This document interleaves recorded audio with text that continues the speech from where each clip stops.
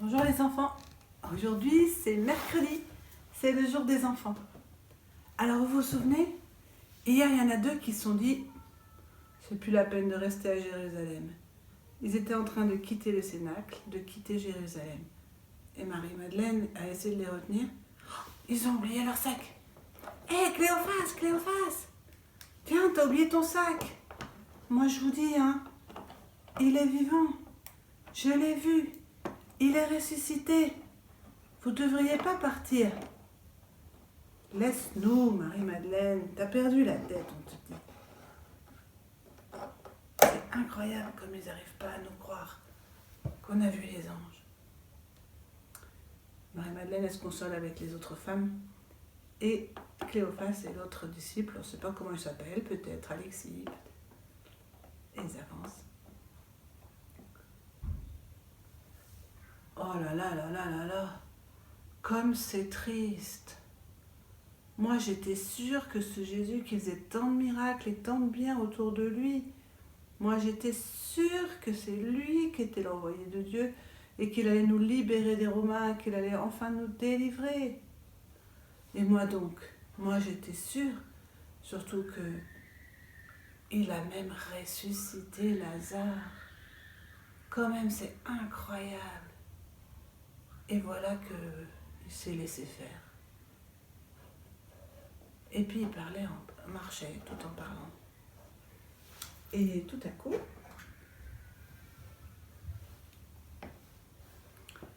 quelqu'un se met à marcher, à les rattraper, au point que, tiens, marche avec nous si tu veux. Mais eux non plus, ils ne l'ont pas reconnu.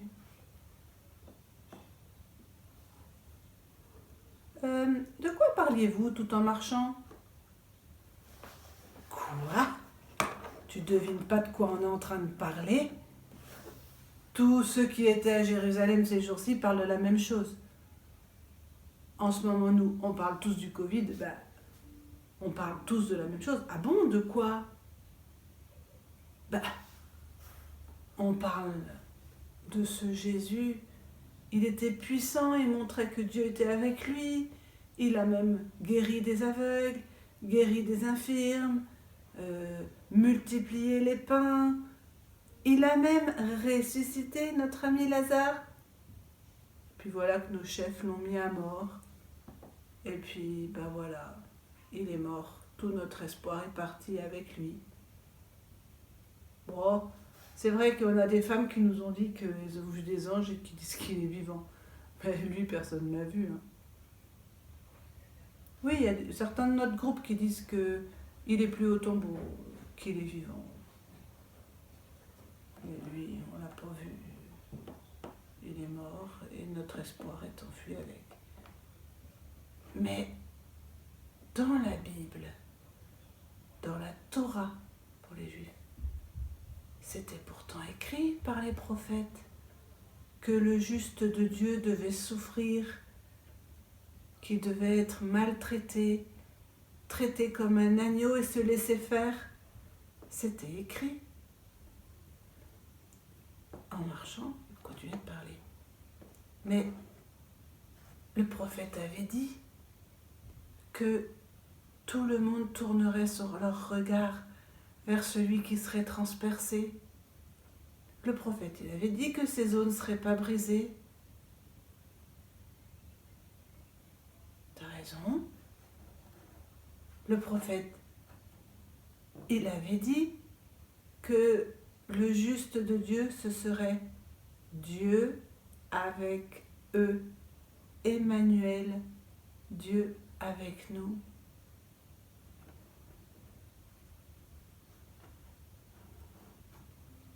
Et pendant toute la marche, Jésus leur rappelle des tas de choses de l'Ancien Testament. Et ils écoutent, ils sont contents d'écouter. Et Jésus marche. Et puis quand ils arrivent à l'auberge d'Emmaüs, sur le chemin, parce que la nuit tombe, Jésus fait semblant d'aller plus loin. Hé, reste avec nous.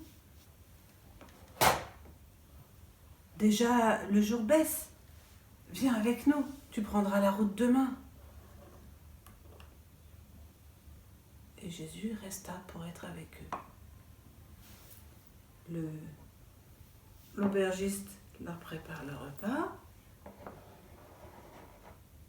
et il s'installe.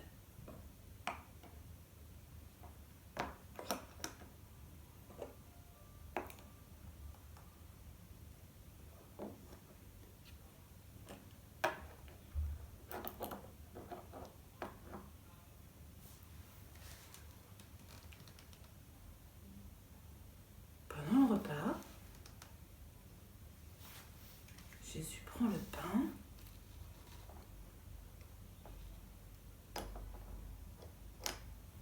lève les yeux au ciel pour appeler de Dieu la bénédiction et partage le pain. Il leur donne.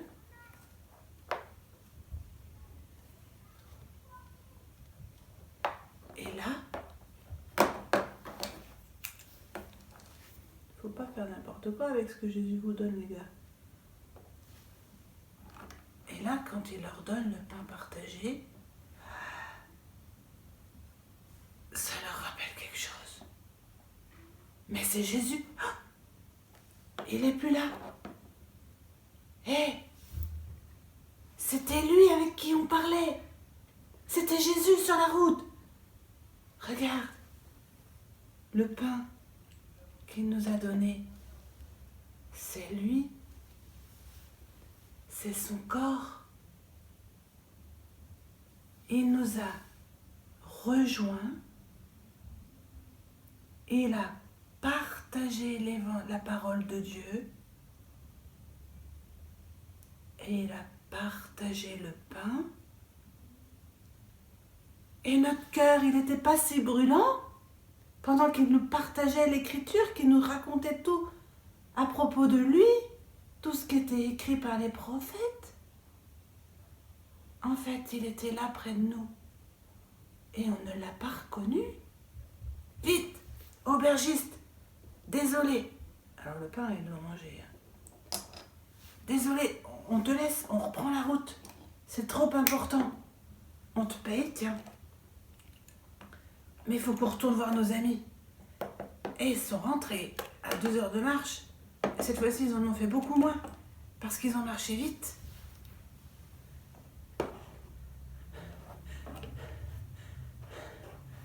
Toc, toc. Et les apôtres!